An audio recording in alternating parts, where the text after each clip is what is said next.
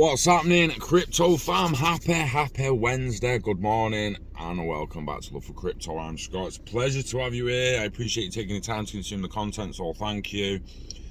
This morning I'm kind of staying on scammers, I'm staying on phishers. I want you to make sure that you're as protected as you can possibly be, that your family are as protected as can possibly be, that your friends are as protected as can possibly be, especially the elderly and vulnerable ones.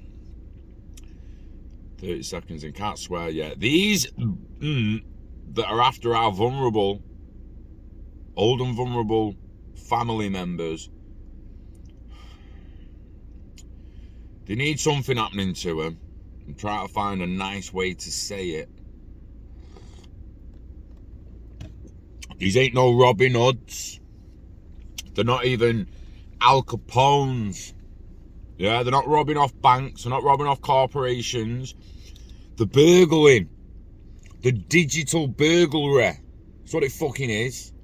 Yeah, is that right? So we use safe from crypto attacks. I found a little decent little link from the 12th of April 2022. Yeah, it's relatively new, from William Fisherman or Fleischman. Sorry mate, I read it wrong. Feel free to go and have a read for yourself. Links in the description. You want my thoughts on it, stick around. So are you safe from crypto phishing attacks? And I'm sorry, but it's not just crypto. Someone messaged me today, and it's kind of why I've stayed on it as well.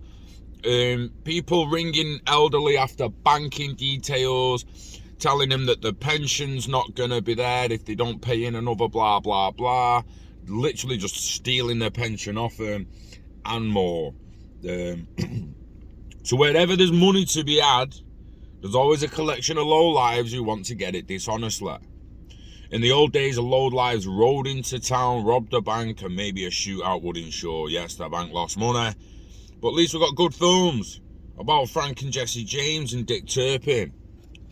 Somehow, I don't think we'll find crypto thieves so romantic or funny in 50 years. Anyone using tricks to steal money via computer is chickenhearted yellowbelly, as William puts it.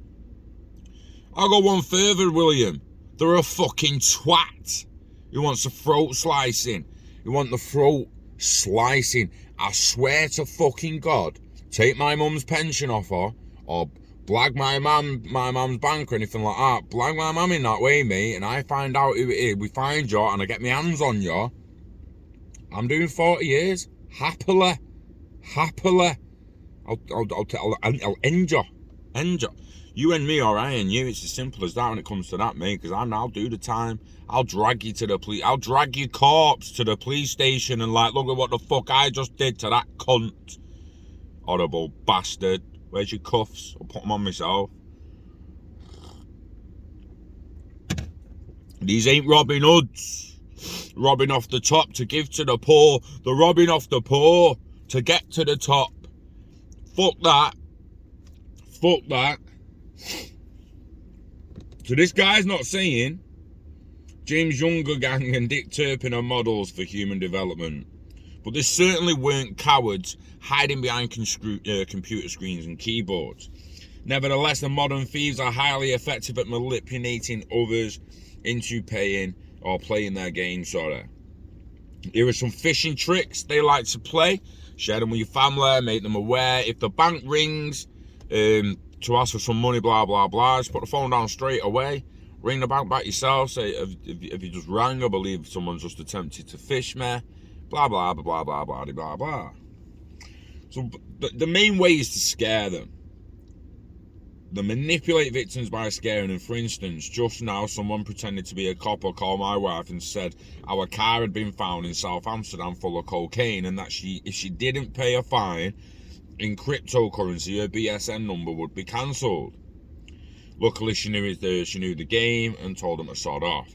Someone else though, an older person perhaps, someone more vulnerable, whose pension and other benefits depend on having a BSN number, might have given in. They might have been too afraid and just panicked and gone, oh, I've not got cryptocurrency.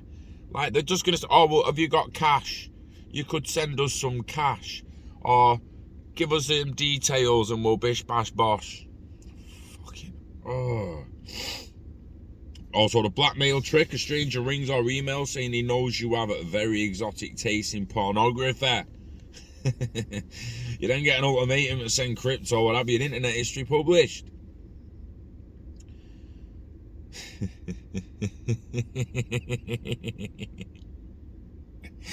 Exotic porn. What's exotic pornography? What's that? What's exotic tastes in pornography? I'd love a look.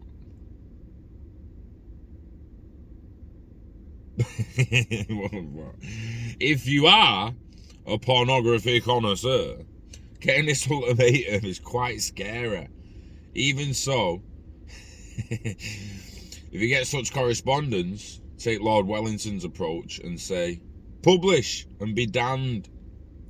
Literally, if someone comes over and says, I'm gonna publish your search history, literally just turn around and say, well publish it then, dickhead, or fuck off. Yeah, go fuck yourself. Literally, grab a baseball bat, no lube, and go fuck yourself with it. Yeah. Impersonation. The more, I mean, these are more subtle phishing stratagems. They're saying, for example, you might get an email from someone purporting to represent your exchange. It says your account's been hacked. You must send your login information. The email looks legitimate with the company's logo and salutations from the writer at the bottom. Oh, but it's a fake. No financial institution asks for this information unless you are the one initiating the communication. If you send the requested information, you will lose everything. Another way thieves steal from people is by tricking them into downloading ransomware, a phishing app, something like that. So it's like, oh, restore wallet, add a wallet, import a wallet. The minute that's done, boom, gone, emptied, bruh. Savage.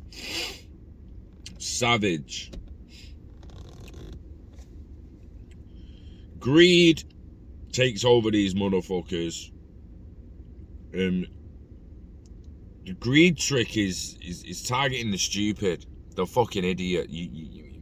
We said it the other day. If you believe you're gonna send one Bitcoin to someone and they're gonna send you 2 back, if that's not a lottery where only one person gets the prize or several get the prize and the most people don't get the prize, it's fucking bullshit. And you are a fucking idiot for believing it. And someone gets an email or phone call saying that he's won $1 million, but the email recipient has to first pay a fee in cryptocurrency or provide his exchange or banking information. Excuse me. They happily pay. And disappointedly gets nothing. Or he surprisingly finds his accounts and wallets cleaned out the next day. If it's too good to be true, it probably is.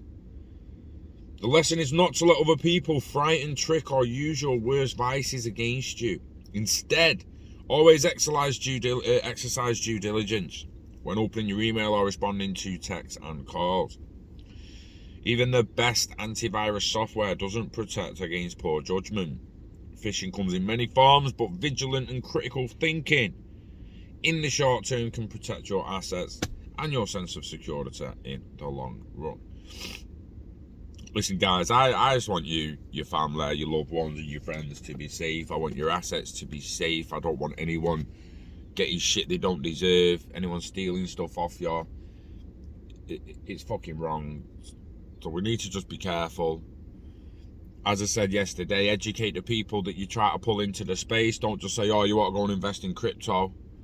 Don't just throw that on your mate's toes, because before you know it, that mate could have lost a fucking house and everything. And it's coming to you and like, why the fuck did you tell me to invest in crypto, you bastard? I've fucking lost everything. And you're like, wow, what did you invest in? And he's like, shit coin. But it's crypto, and you fucking told me. And then some knobhead fished me, and I fucking lost everything. Got greedy. Gotta be careful. We have to be careful. And on that note, I'm Oskis. You know the dance. Invest in yourself, invest in net of value, live long and hodl it all. Don't let it go. Get it staked, get it baked, look after the pot till the pot looks after you. People have been dipping into the pot lately, that's okay. That's okay. Listen, building a pot for a rainy day. And sometimes, you know what? It fucking rains. It's okay dipping in on a rainy day. If you're building a pot for a rainy day, it's okay to dip into it on a rainy day. Beyond the rainy day pot, it becomes generational wealth pot. Obviously, if you can stop dipping into it and keep building it, that's the aim. Stick at it, keep grinding, yeah. And one day you'll reach a promised land.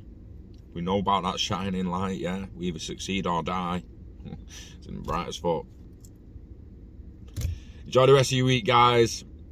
Wishing you and your loved ones health and happiness. We love crypto, we hate fishers, but we love you, so take care, and I'll see you on the next one.